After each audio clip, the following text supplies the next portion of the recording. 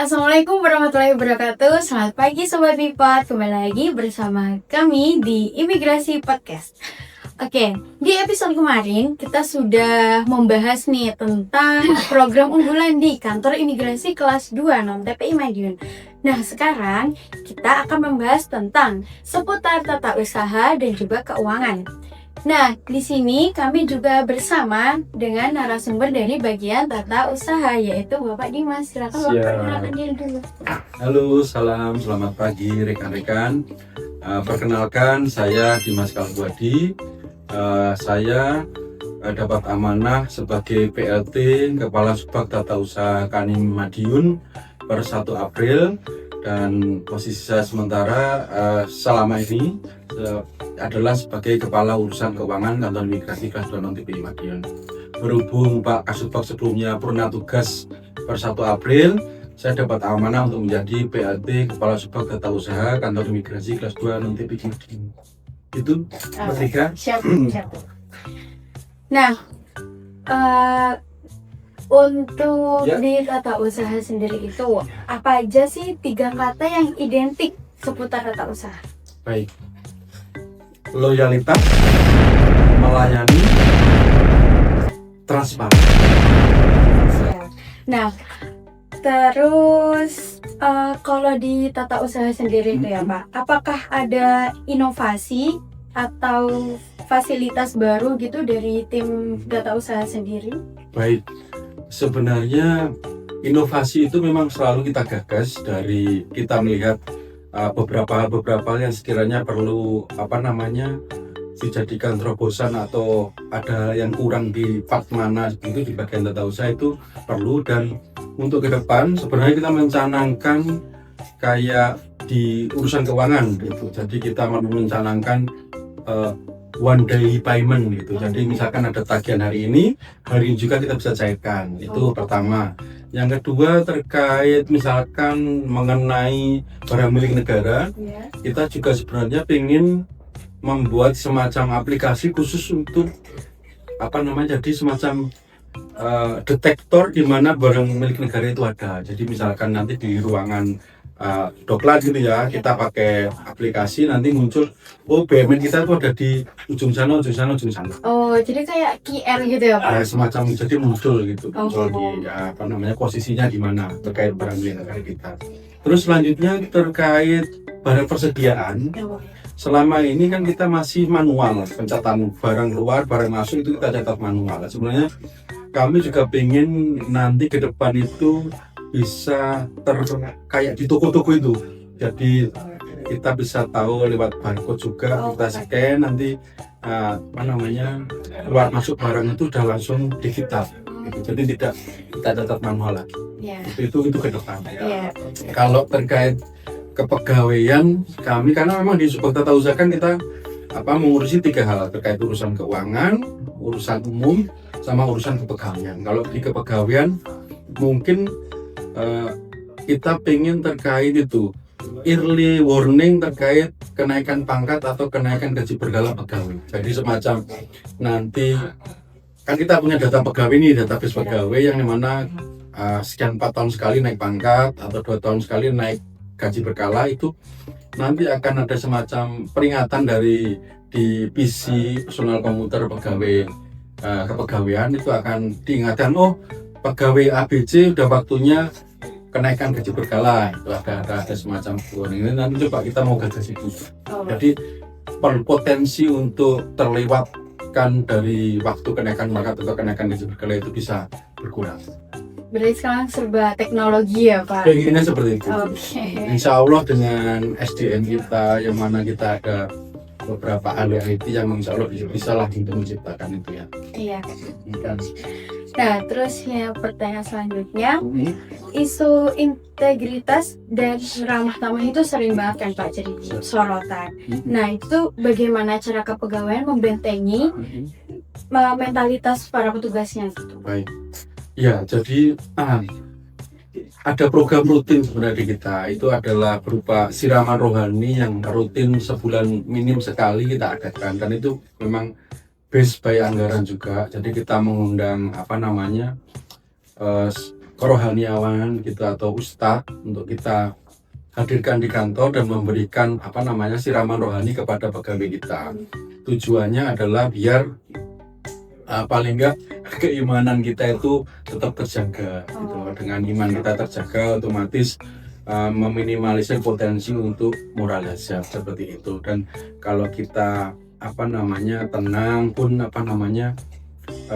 insya Allah kita bisa melayani masyarakat, melayani pegawai kita yang lain pun dengan sukacita gitu. Terus selain itu kita juga ada semacam program upgrading pegawai. Upgrading pegawai itu khusus terkait teknik dalam melayani baik pemohon atau masyarakat. Seperti itu kita rutin juga, dan itu memang based on anggaran juga gitu. Jadi insya Allah pegawai kita, SDM kita nanti biar tetap terjaga dalam artian on track lah sesuai SP. Dan lagian pengawasan dari atasan langsung kan juga cukup maksimal ya. Jadi insya Allah potensi-potensi misalkan ada yang menyimpang itu bisa langsung kita perbaiki, kita luruskan. Kalau memang bisa kita yang penting kita upayakan untuk kita bina. Berarti kalau di tata usaha sendiri itu ada smart budgeting gitu ya Pak? Yes. Nah terus kalau misal nih anggarannya itu terbatas, nah bagaimana tim keuangan sendiri itu menentukan prioritas mana yang harus didulukan? Baik. Jadi memang di era yang saat ini kita rasakan ya, memang pemerintah pusat pun menggalakkan efisiensi anggaran, di mana memang sebagian besar anggaran kita itu diblokir, tidak bisa kita gunakan, sehingga memang perlu ditentukan skala prioritas tetap terkait kegiatan yang akan dilakukan. Dan untuk urusan itu tentunya keuangan tidak sendiri, kita di bawah pimpinan kepala kantor kita, dan kita biasanya adakan rapat terkait itu, dan skala prioritas itu ditentukan dari program strategis nasional yang telah dicanangkan oleh pemerintah pusat pun seiring sejalan dengan program yang telah dicanangkan oleh Direktorat Jenderal Imigrasi. Jadi pimpinan akan memilah dan memilih program kegiatan apa saja yang memang kita prioritaskan. Contoh terkait pengawasan orang asing, itu otomatis adalah program strategis nasional dan program utama dari eselon 1 kita, sehingga mau tidak mau, suka tidak suka itu harus jadi prioritas kita. Itu salah satu contohnya ya gitu. Terus terkait pelayanan dokumen perjalanan maupun izin tinggal, itu juga merupakan program utama kita, sehingga hal-hal yang mendukung terkait program itu otomatis akan jadi prioritas.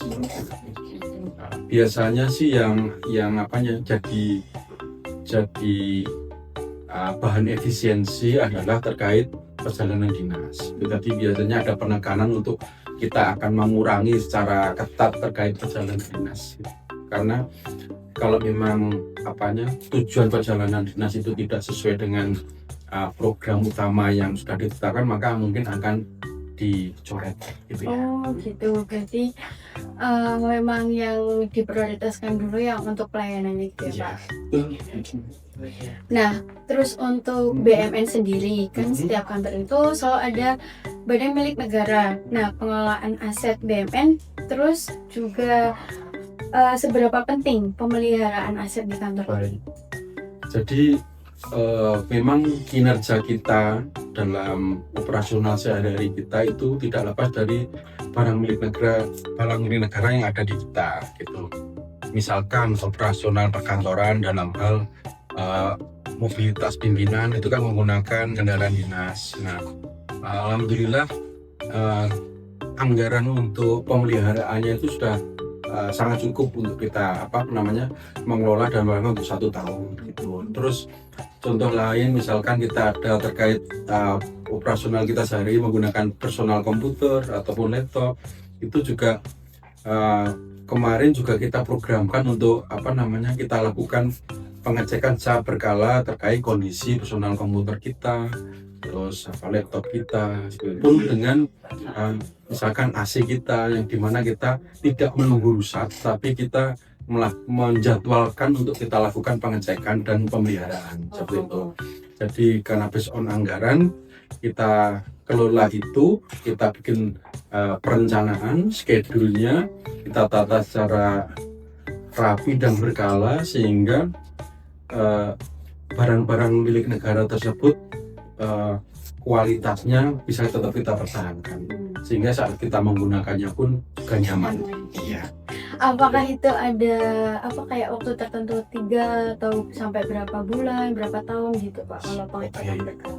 Jadi kayak misalkan kendaraan dinas itu rekan-rekan di urusan umum itu sudah menentukan jadwal di mana kendaraan dinas sudah 4, plat nomor A, terakhir servis itu berapa, itu nanti udah punya warning, dia mungkin sekitar 3-4 bulan lagi untuk kita lakukan servis. Nah itu sudah ada jadwal, sudah ada catatan itu di mana. Dan saya tadi lupa itu kemarin teman-teman di urusan umum itu juga berusaha untuk itu jadi early warning juga. Jadi semacam ada warning, kendaraan dinas A udah 3 bulan nih waktunya servis, itu mereka mau bikin itu juga. Gitu. Terus terkait kalau personal komputer, karena memang potensi rusak itu kan mungkin kalau nggak karena virus kan mungkin insya Allah nggak akan rusak ya. Itu kita dijadwalkan setahun 2 kali seperti itu. Jadi memang tergantung masing-masing. Kalau air conditioner AC itu kita 1 tahun 2 kali kita lakukan untuk servis rutin gitu. Ya mungkin pembersihan sama pengecekan. Untuk jenis anggarannya itu ya Pak, kan untuk fasilitas kantor juga. Nah itu sumbernya itu dari mana Pak kalau boleh? Jadi kita itu mengelola daftar isian petikan anggaran DIPA dari pemerintah pusat, di mana di DIPA itu ada 2 sumber anggaran. Sumber anggaran dari penerimaan negara bukan pajak, PNBP, sama sumber anggaran rupiah murni. Jadi kalau sumber anggaran based on rupiah murni itu uangnya sudah disiapkan negara. Jadi dari awal tahun kita sudah bisa menggunakan itu khusus untuk belanja gaji pegawai, terus biaya operasional dan pemeliharaan perkantoran seperti itu. Jadi itu jumlahnya tidak banyak sih. Jadi kalau kita bandingkan itu jumlah total itu sepertiga dari total anggaran yang based on rupiah murni ya. Kalau yang based on berdasarkan penerimaan negara bukan pajak itu lebih besar karena itu untuk kegiatan TUSI kita. Jadi untuk kegiatan teman-teman di Inteldakin terkait pengawasan orang asing sama penindakan orang asing, teman-teman di seksi teknologi informasi dan komunikasi terkait penyebaran informasi dan lain-lain, maupun di teman-teman di dokumen perjalanan dari izin tinggal itu menggunakan anggaran PNBP, penerimaan negara bukan pajak. Nah, ada permasalahan di situ. Kalau anggaran yang bersumber dari PNBP itu kita tidak bisa menggunakannya langsung. Kita harus mendapat persetujuan maksimum pencairan dananya gitu. Dan itu dalam 1 tahun itu bisa turun 3 atau 4 kali maksimum pencairan dana itu. Kayak contoh di tahun ini itu baru turun MP pertama itu MP pertama itu kita diizinkan menggunakan anggaran PNBP itu sebesar 1,2 M gitu. Dan alhamdulillah kemarin Bapak Kepala Kantor kita memprioritaskan untuk kita dahulukan belanja modal kita untuk mendukung operasional perkantoran kita. Alhamdulillah di triwulan pertama itu serapan anggaran kita total itu sudah 33%. New record sebenarnya untuk capaian di triwulan pertama bisa 33% gitu. Dan alhamdulillah di maksimum pencairan dana pertama itu sudah terserap oleh kita. Jadi saat ini kita lagi menunggu maksimum pencairan dana tahap kedua. Gitu. Nah kira-kira kalau yang tahap kedua itu apakah jumlahnya sama dengan tahap pertama Pak? Nah itu sebenarnya dan kewenangan di eselon 1 kita, di Direktorat Jenderal Imigrasi untuk menghitungnya gitu. Jadi kita tidak tahu nanti kita dapat besaran berapa di MP keduanya gitu. Dan insya Allah sebenarnya kan ada parameter ya, kayak misalkan penerimaan negara bukan pajak kita dari paspor, dari izin tinggal kan sebenarnya udah cukup maksimal ya. Kayak triwulan pertama gitu kita ada 25% dari target gitu, penerimaan negara bukan pajak kita. Dan 5 miliar sekian dari paspor maupun izin tinggal. Jadi saya yakin nanti eselon 1 Direktur Jenderal Imigrasi berdasarkan itu mungkin akan segera menurunkan MP2, masih membicarakan tahap 2, cuman besarannya kita nggak tahu. Oh gitu. Ada rumusnya sendiri yang kita tidak tahu ya. Oke. Karena urusannya adalah Direktur Jenderal Imigrasi dengan Kementerian Keuangan. Gitu. Baik. Nah, sekarang kita masuk ke sesi mitos atau fakta. Baik, oke. Oke, jadi mitos atau fakta di kantor imigrasi Madiun itu ada koperasi yang memudahkan para pemohon untuk membuat paspor. Ya, itu adalah fakta. Jadi di kantor imigrasi Madiun ada koperasi Bumi Pura Wibawa, di mana koperasi itu resmi ya, sudah terdaftar di Dinas Koperasi dan ada izinnya. Itu sangat membantu operasional kita karena pemohon itu sebelum masuk ke kantor itu mau tidak mau harus ngambil map dulu, map yang gratis ya, gratis tidak beli, sama di situ disediakan belangko yang harus diisi. Itu gratis semua. Mitos atau fakta kalau ini tim tata usaha itu mengurus absensi saja? Mitos. Jadi absensi di kantor imigrasi Madiun itu dikelola oleh teman-teman di urusan kepegawaian. Jadi selain mengurusi absensi pegawai, teman-teman di urusan pegawaian itu juga membuat perencanaan terkait pengembangan SDM. Itu yang pertama. Kedua, mengelola kenaikan pangkat pegawai. Terus yang ketiga, mengelola kenaikan gaji pegawai dan mengelola mutasi internal pegawai. Itu jadi sebenarnya dari rekod yang kita punya dari kualitas SDM yang ada sebenarnya bisa dipetakan nanti SDM A itu cocok di posisi mana, SDM B di cocok mana, itu semua yang bikin analisa adalah teman di urusan pegawai. Jadi misalkan pimpinan ingin mengajukan mutasi internal untuk refreshment biar kita, karena kalau satu pegawai di posisi yang sama selama bertahun-tahun itu juga tidak sehat, perlu dilakukan penyegaran. Itu pasti akan melibatkan teman-teman di urusan pegawaian untuk, karena ada punya data tadi. Jadi misalkan ada pergeseran pun akan tepat sehat, tidak berubah. Baik. Nah, begitu teman-teman untuk penjelasan kita di bagian tim tata usaha kantor imigrasi kelas 2 non TPI Madiun seputar keuangan. Itu tadi salah satu transparansi juga, terus juga banyak banget hal-hal yang ternyata di kantor ini tuh sangat detail ternyata ya. Baik. Terima kasih Mbak Rika. Oke. Baik, terima kasih untuk narasumber kita Bapak Dimas. Semoga sehat selalu, sukses selalu, dan kantor semakin berjaya. Amin. Ya. Terima kasih Mbak Rika. Ya. Terima kasih teman-teman. Sekian. Wassalamualaikum warahmatullahi wabarakatuh. Waalaikumsalam. Baik, cukup sekian buat kali ini. Sampai jumpa di episode selanjutnya. Bye-bye.